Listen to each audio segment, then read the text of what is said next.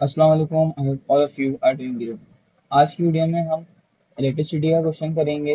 मई जून 2004 पुराना क्वेश्चन है, अच्छा question. The diagram shows a battery, a fixed resistor, an ammeter and a variable resistor connected in series. A voltmeter is connected across the fixed resistor, right? The value of the variable resistor is reduced, which correctly describe the changes in the reading of ammeter and voltmeter। ठीक है, changes बताने हैं volt meter में क्या हुए और M metre में क्या हुए, ये दो चेंजेस बताने हैं। तो उसके लिए सबसे पहले कॉन्सेप्ट पता होना चाहिए और क्वेश्चन को सही से पढ़ना है। इस तरह के कॉन्सेप्चुअल सवाल को सॉल्व करने के लिए हमें कुछ वैल्यू असाइन करनी पड़ती है। मैं यहाँ पे स्टार्ट करता हूँ। फॉर एग्जाम्पल, ठीक है, ये हमने अज्यूम कर लिया। अब क्वेश्चन में क्या लिखा हुआ है कि वेरिएबल रेजिस्टर की जो रेजिस्टेंस है वो जो है वो रिड्यूस हो गई है। ये मैंने भी ऐसा लगाया है, रिड्यूस हो गई है। तो अगर ये कम हो गई, लेट से अगर ये 4 हो गई, तो ये बढ़ के कितना हो जाएगा, 8। ठीक है, कॉमन सेंस की बात है।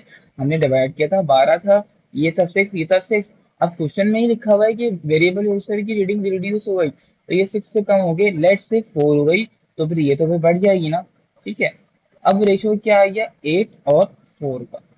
इस बात से हमें क्या पता चलता है कि जब वेरिएबल रेजिस्टर रिड्यूस हुआ तो वोल्ट मीटर, ये वोल्ट मीटर है, वोल्ट मीटर की रीडिंग क्या हुई है, इंक्रीज हुई है या डिक्रीज हुई है।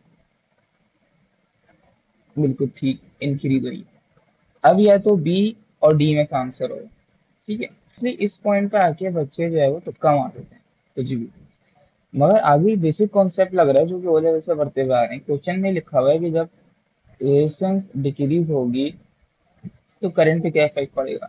और ये हम पढ़ते हुए आ रहे हैं कि resistance is inversely proportional to current. ठीक है, रेजिस्टेंस कम हुई तो फिर क्या हुआ कि करंट बढ़ गया। तो इस हिसाब से कौन सा ऑप्शन बनना है, basic D will be the right option. ठीक है, आसान से इसमें concept. Thanks for watching. I will catch you guys in the next video. Till then, Hafiz.